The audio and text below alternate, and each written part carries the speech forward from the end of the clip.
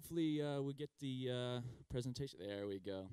All right, so yes, my name is Gabriel McIntyre, and I will be talking about the future of advertising and how it's not going to be about how many eyeballs we can attract to our ads. No, it's going to be about how many hearts will skip a beat, okay? So a little bit about myself. My name is Gabe Mack, at Gabe Mack. You can follow me on Twitter, and I'll be tweeting out all the links in this presentation so you can just easily retweet that. I'm head of innovation at Amsterdam, just like this shirt right here. And I have a bunch of other these shirts, and you'll see the dude, the big Lebowski, or actually the little Lebowski, appear in a couple of the slides. When you see the dude appear in a slide, if you're the first one to stand up and shout, "Dude," you will get one of these t-shirts. All right? Not yet. Not yet. I also teach design for virtual theater and games, so I like to make games out of things. So, let's get started. I like being in Madrid again. I used to live here. I worked on a show called MoBuzz TV. You might have heard of it. We were nominated for a Fiasco Award in 2009. If you want to know what I feel about that. This is a bummer, man. That's a bummer. Hey, there we go. We got a t-shirt right here. All right? Very good. Excellent. See, he's got it. He's got it. I like it. So, I'm an ad man that has no television. But that's okay because there's plenty of admin that have no Facebook account, so I figure it's even. And the reason why I gave up my TV almost a decade ago is because it wasn't personal. And I was sick and tired of getting tampon ads while I'm eating dinner. I'm a guy. I don't want that. And you know what? It's a common problem. Here, Family Guy talks about it. Mr. Pewterschmidt! Go away. But Mr. Pewterschmidt, you gotta do something. The potholes ain't getting fixed no more. The stoplights ain't working.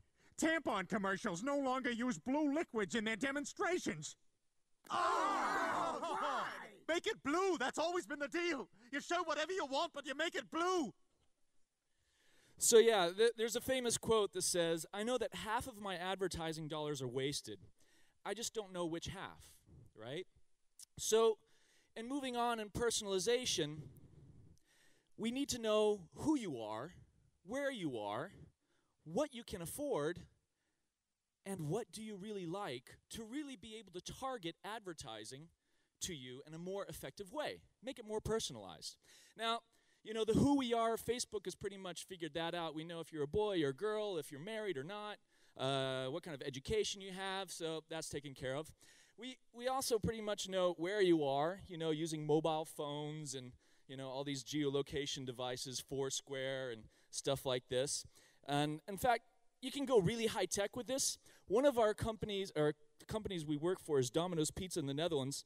And we had the problem that in the summer, it was freaking impossible to order a pizza at the beaches and parks, and everybody in Holland goes out in the sun, so sales went down. Now, we had to figure out a way to get our drivers to deliver pizzas at these locations. And I had to work on every device, every OS platform, and stuff like this. So we came up with this door, which is pretty simple. Works on every operating system on any mobile phone whatsoever. You simply call up the number, order your pizza. The delivery guy comes up, walks with his pizza then to the door. You can see it really easily. Presses the doorbell, right? Ding dong. Everybody else hears, "Oh, another fucking pizza." And you get a pizza. Thank you. So instead of spending $500,000 in mobile technology, we just spent a few $100 and got a bunch of doors. And sales went up over 20% at every single store that did this. So you also have the whole problem of what you can afford. You've had guys from PayPal, John here from PayPal, talking about the e-wallets, Google Wallets, so I don't need to talk about that. What I want to talk about is what do you like?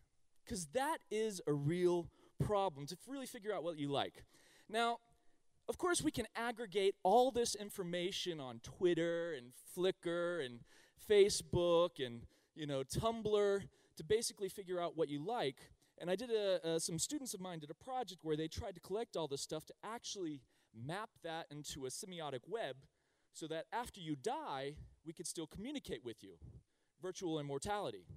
Now, this was a number of years ago, and it was rather interesting, and there are companies now like eToom that are doing a similar type of thing. But what I found out is that we tend to lie online. And if you don't believe me, just look at, any dating site. 80% of people are lying about their age or their height or their weight, what they really like. So what people are saying online is not always a really great indication of what they really like. And the reason is because we're only using about 5 to 25% of our brain processing power is dedicated to this conscious ideas of putting in 160 characters tweets. More interesting is the 50 to 35% that's dedicated to our unconscious emotional processing. And this is what I want to talk about, how we get into that. How do we know what you really like? So, I didn't see you stand up. This guy stood up, so he won it right there. All right. So, what we can do is we can use biometrics, and biometrics is the science and technology of measuring all your biological data. Facial recognition, voice, fingerprints, DNA, etc. So, it's quite a lot of stuff that we can collect nowadays. And if you look there's devices all over the place. Some of you might have it on your laptops, the fingerprint security on doors, on cars, on laptops. And there's new devices coming too. This is a device from Jawbone. It's like a little bracelet you wear. It collects all your heart rates, sleep patterns. Oh, hi, Miriam. People you get excited about, what you see. Also, what you eat. And you can collect this right in your iPhone, and then you have this amazing data visualization so you understand yourself a lot more. And when you do take this data, and you can use it in really great ways as a user, like for instance with my coach from Adidas, you can have a personalized training program based on your own heart rate and skill and stamina and everything. Something that usually costs hundreds of euros every day from one of these personal trainers. Now you can do it, pretty cheap. So there's amazing things that can be done, and in the future we will see more amazing things when we start to map this information with other services. For instance, take your music together with Last.fm. You can listen to all this music and see if your heart rate is going up, going down, if you're moving faster or slower. And you can create playlists that will actually change your physical attributes, calm you down right before you give a talk, for instance. So all this data is great. This is a project that Philips did where they actually took a dress that reacted with lights to the different physiological attributes of the person who was wearing it, right? So if you go out, people could pretty much see whether you're horny or not, I guess, But yeah, it's really cool stuff. But I didn't see it stand up yet. Where's the stand up? Oh, no, there we go. All right, let's go with, all right. Hell, just give them both. Give one of them a girl's one, though. All right, so the point is we want to have these systems to be reliable. And, for instance, like in an airplane, you don't want these systems to crash, right? And the question is, are they reliable? Well, I figure I turn to Mythbusters, to see if these systems are reliable with all this information. Next up, it's Jamie, who's made a regular ballistics gel print of Grant's thumb. And guess what? Yay! Hey! Nicely done! That's 2 for 2! No. At this point, the one we bought for the computer is a lot harder to break than this one. Yeah. Well, I say we move on to the copy paper now. With everything they do working, the team goes for broke by trying the photocopy of Grant's print. No warmth and no pulse, just a licked piece of paper. This is dumb! What is this? Well, there's your problem. Oh, no. So the myth that fingerprint locks can't be foiled is busted. So obviously the reliability of these products is a serious issue because with all this information, our fingerprints, our DNA, our facial recognition, what we smell like, you don't want that to get into the wrong hands, right? So there's a real problem facing brands and services to basically create trust. Trust so that people will share this very sensitive medical information with those services and companies. So how do you build trust? Well, trust, I say, is built by reliability, we just saw that, security, and delight. So how does that work? Well, let's talk about security for a second, okay? So security. I don't see anybody jumping. You moved right there. Hey, here we go.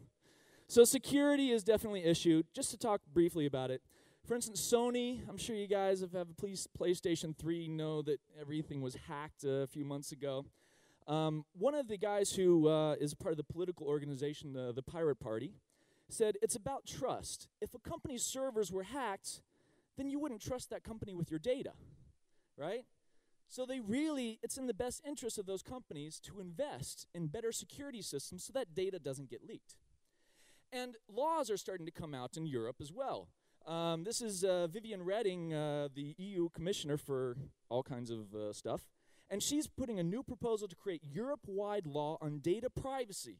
Now, it's intended to simplify all this legislation and to protect you, the consumers. Some of the things that they talk about is that everybody has to be clearly informed about how their data is going to be used, what third parties are going to be able to access that data, for how long, and most importantly, you'll be able to be forgotten, right? Now, this is a big issue because, Facebook isn't going to forget you, and neither is Google at the moment. So these are laws that are coming into place to make sure that security is going to be backed by hefty fines and stuff legally. But enough about security. I want to talk about the third and most fun, and that's creating delight. So how do we create delight? I see right over here. Oh, man, I think I've only got women's shirts now. Come on, girls. I figured you like dolls. Oh, man. All right, anyway, so how do you create delight? So here's a project. Here's a project we did for Domino's using voice and basically changing the whole patterns of how voice was used in different ways. Domino's Pizza is the largest food delivery service in the Netherlands. With about 900 scooters, they drive almost 15 million kilometers a year delivering pizzas in busy city centers. And because they also like to think about the environment, and of course petrol costs, they started to invest in electric scooters. Sounds good, right? Well, actually it didn't.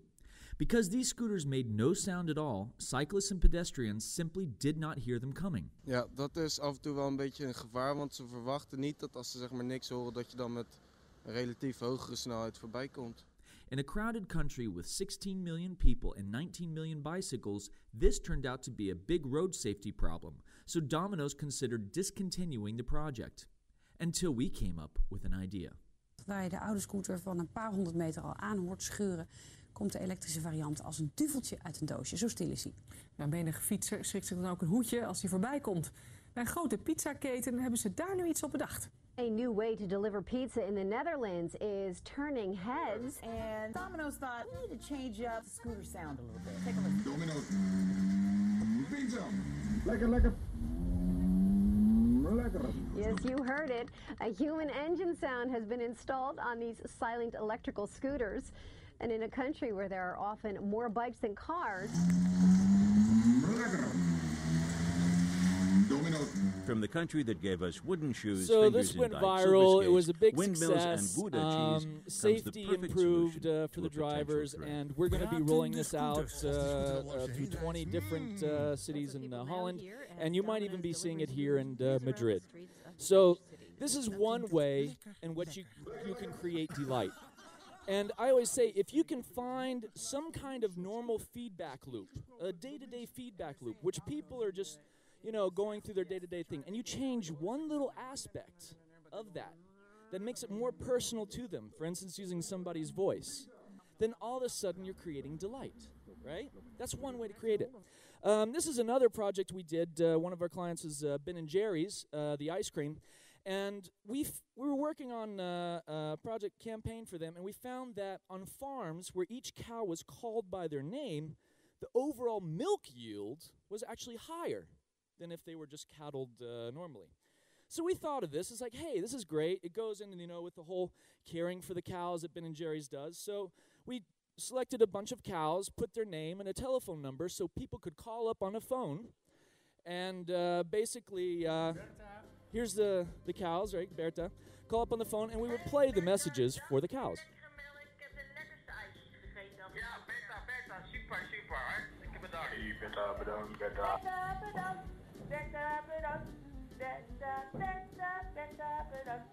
Dit is Sibylia. Who doesn't love cows, huh? Dit is Annie. En dit is Jetske.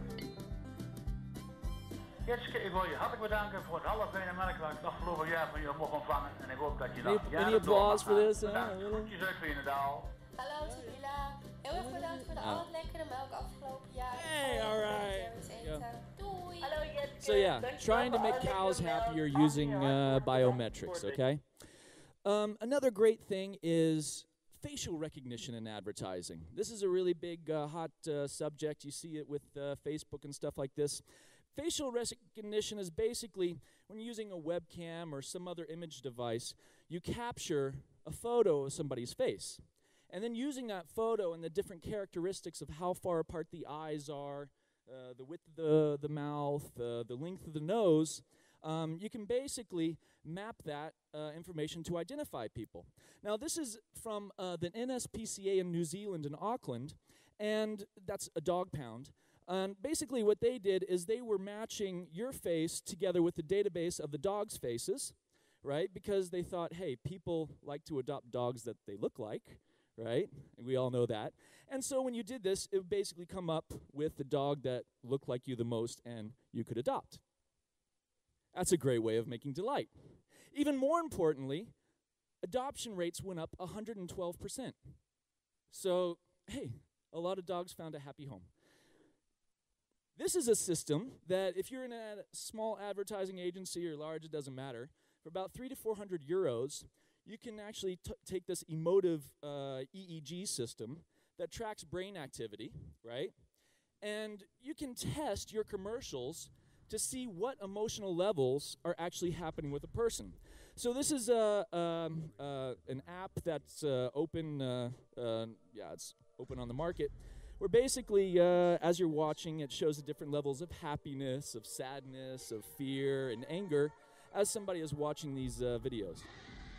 So if you really want to know whether your commercial is going to make someone happy or sad, well, there you go. A few hundred euros, and you really know. Not just kind of like, I think I kind of feel good or not. And even better, it will actually bookmark those moments where people were feeling sad or happy. So, one company that really has got this biometrics down to a frickin' science and an art is Target. Target in the United States is one of these huge, huge mega stores. They sell everything from groceries to baby carriages to clothes, barbecue, pretty much anything you want. And they wanted to get pregnant women in there because the shopping patterns of pregnant women are more susceptible to change in their habits. And if they can get them in before they're pregnant, then they've got them for a longer period of time. Now, they got it down to an art that they actually figured out people and women that were pregnant before they knew. And that leaked out because rather than, just telling them, hey, here's a free doctor appointment, whatever, they started blasting these women with all this advertising about baby stuff. And one people you do not want to piss off is pregnant women.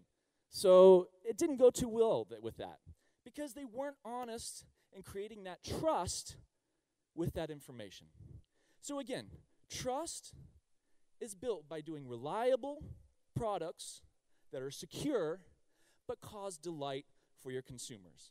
And if you wonder, which brands that are working at this, ask yourself, which brands do you trust and why? And basically, it comes down to, I call it good karma. If you're doing good karma, you're probably going to be in the right direction. And as we move forward, the more the technology becomes a reflection of ourselves, mind, body, and soul, the more we love it. And that's personalization. Thank you very much. There we go, last dude shirt.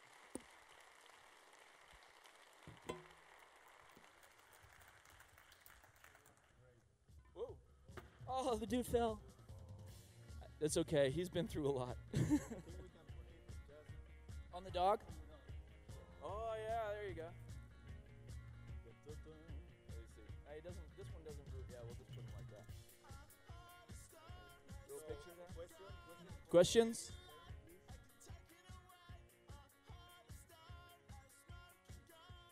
Any questions?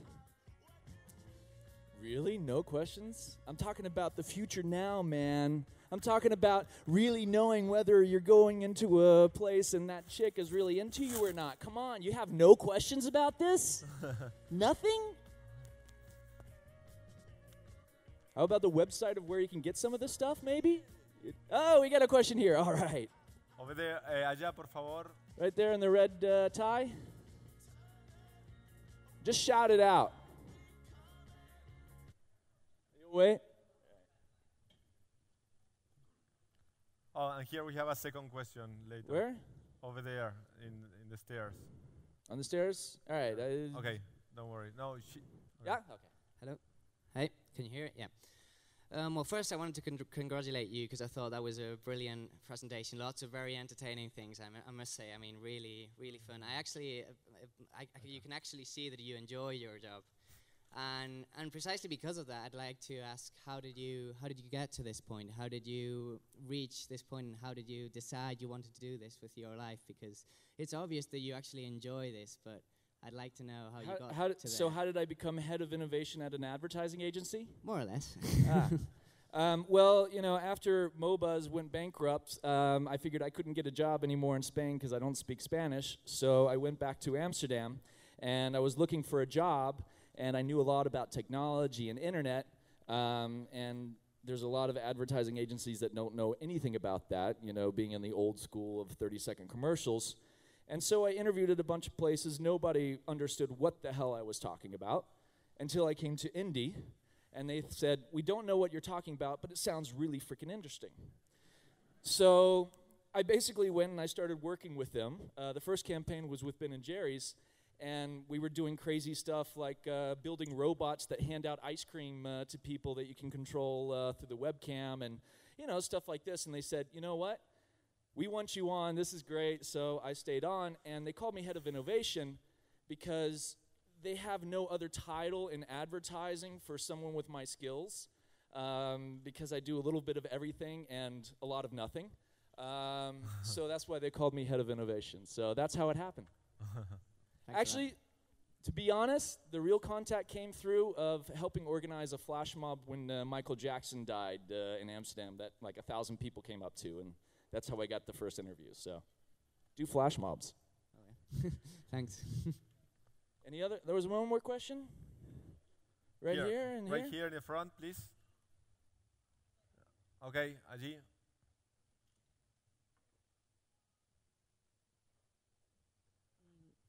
Espero que mi pregunta, I hope my question will fit into your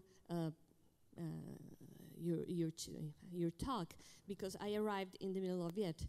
But I think it may be interesting for everybody to know that in Mexico, a couple of months ago, an important advertising agency, Alasraqui Asociados, bought this type of machines and tested different parties' proposals for the coming presidential elections in Mexico.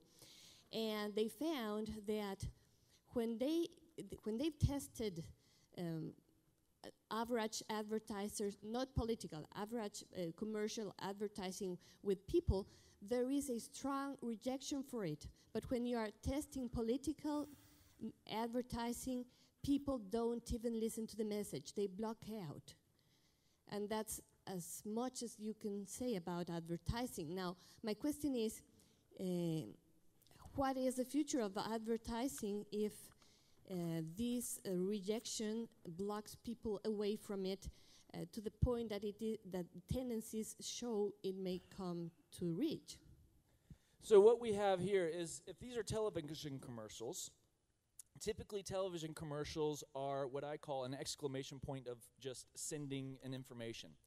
And over the last, 20, 30 years or so, we've learned how to basically shut that off, right? I mean, kids nowadays, they know how to do it even better than older adults do. So the problem becomes, again, with that delight. It's taking that feedback loop, right, of the advertisement, and rather than just sending it, figuring out a way where you can change it up just a little bit to make it more interesting. For instance, Domino's, they wanted to, they're a great client because they like to do crazy stuff.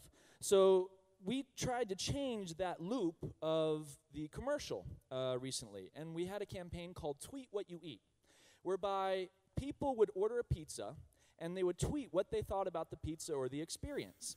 The next day, on television, we would react to one of those tweets.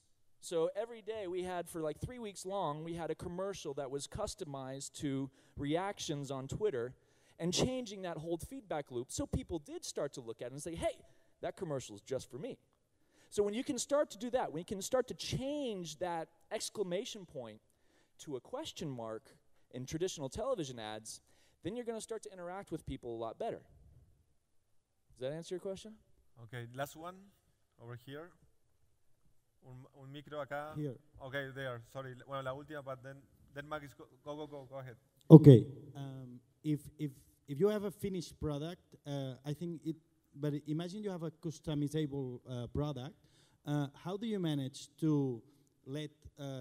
Do you think that customer still lies in that case when he has to choose his product? How do you manage then to let them choose what he really likes, not?